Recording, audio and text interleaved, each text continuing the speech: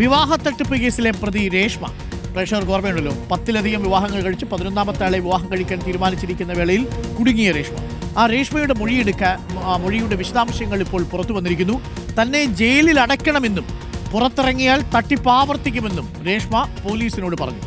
ആര്യനാട്ട് SHO VS Sajeesh മൊഴിയെടുക്കുന്ന സമയത്താണ് എന്തിനാണ് ഇങ്ങനെ 10 പേരെയൊക്കെ മാറി നമ്മളൊക്കെ ഈ വസ്ത്രങ്ങൾ ഊരി മാറിയിടുന്ന ലാഘവത്തോടെ മാറി വിവാഹം കഴിക്കുന്നത് എന്ന് ചോദിച്ചപ്പോഴാണ് ജീവിതത്തിൽ അധികം സ്നേഹം ലഭിച്ചിട്ടില്ല, കൂടുതൽ സ്നേഹം ലഭിക്കുന്നതിന് വേണ്ടിയാണ് കൂടുതൽ ആളുകളെ വിവാഹം ചെയ്യുന്നത് എന്ന മറുപടി നൽകിയത്.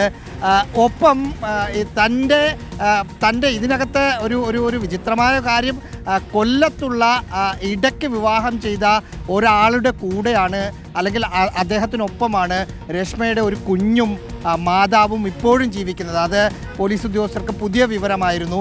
അദ്ദേഹവും പോലീസിനോട് സംസാരിച്ചിരുന്നു. 7 പേരാണ് പോലീസിനെ, 7 രേഷ്മ വിവാഹം ചെയ്ത് ഇരയാക്കിയ 7 യുവാക്കൾ പോലീസിനെ ഇതിനകം തന്നെ വിളിച്ചു. 3 പേരാണ് ഇനി വിളിക്കാനുള്ളത്.